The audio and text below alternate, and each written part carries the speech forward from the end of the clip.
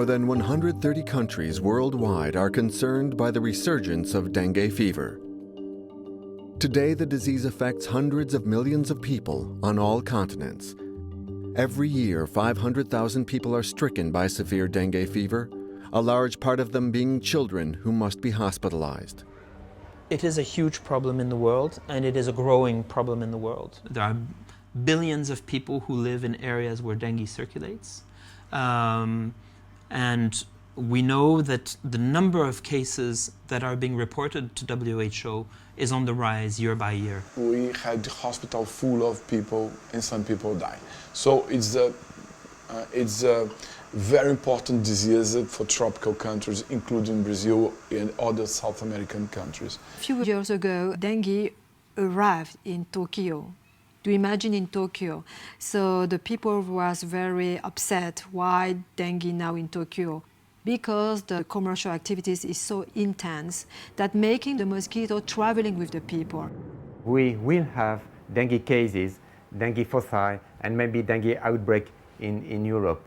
There are many reasons for that. People are traveling a lot, and they are coming from South America, they are coming from Asia, and sometimes they are coming with the virus. And once you have mosquitoes and humans with the virus, you may have dengue.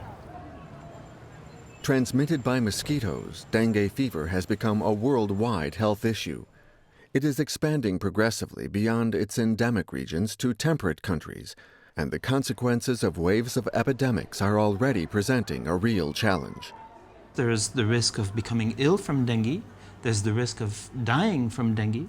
So dengue should be thought in terms of a health burden, but also in general of an economic burden as well, which is probably extremely important to deal with. The Pasteur Institute's Defeat Dengue program is taking up the struggle on all fronts. This program brings together several research teams from all disciplines.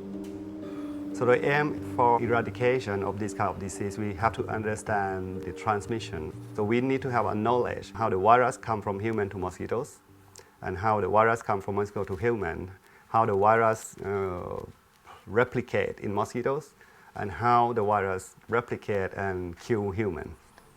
We can take 4 strategies. The first would be the vaccine, of course. The second would be vector control, means controlling the mosquitoes. Third, a drug, a therapeutic treatment, and this is a long-term development. And the last is a very early diagnostic. If the clinicians can detect dengue virus infection very early on, during the first days of infection, the mortality rate can be decreased from over 10% to less than 1%. Now the clinician needs to know what patient is at risk of developing a severe form of the disease. We have identified viral factor that circulates in blood. By understanding the way this viral factor will compromise the vascular system, we expect to interfere with its function and be able to prevent the development of the severe hemorrhagic forms of the disease. For me, in the future, it will not be possible to control dengue with only one method. It is what we call integrated control. So currently, efficient tool we have is vector control. The mosquito is a key factor to be attacked to control dengue transmission. If you cannot eradicate the mosquito, you must put down the mosquito density just to avoid the human-mosquito contact. This is what currently governments do, is to spray insecticide around dengue cases during an epidemic. So whilst we know that these sorts of approaches can work, they're no longer appropriate today. The anti-vector fight has to take into account the ability of mosquitoes to adapt and resist. Rather than kill adult mosquitoes, the aim of researchers is to reduce the spread of Aedes aegypti by blocking their ability to reproduce. One of the strategies studied is based on a hormone insecticide that is harmless to humans, pyriproxyfen. The other avenue of research draws on the characteristics of a bacteria that is turning out to be an ally in the fight, Wolbachia. Wolbachia is naturally present in the mosquito, and then Wolbachia is able to shorten the life of the mosquito and also to interrupt the transmission and avoiding the transmission of the virus from the mosquito to the humans. Dengue fever is a complex disease which can be caused by 4 different serotypes of virus. Development of a vaccine against dengue fever will mean a decisive stage of the battle has been reached. The Pasteur Institute is using its expertise in this field to develop an innovative approach. Usually for dengue, all the approaches use 4 vaccines mixed together, and we will use a single vaccine which express an antigen that should provide protection against the 4 serotypes. We have in hand in Pasteur a vaccine platform which is based on measles vaccine. So we want to use the benefits of this vaccine and transpose these benefits to dengue. And measles vaccine is a live attenuated vaccine, harmless. So now the vaccine is going very well, so we're going to test in monkey very soon, and hopefully that we can go to clinical phase 1 in a few years. This battle against the disease is being waged on several fronts. Many laboratories within the worldwide Pasteur Institute network are involved, notably those facilities situated in or close to the endemic countries. There are some countries which do need a Pasteur, just simply because the public health system is not sufficiently developed.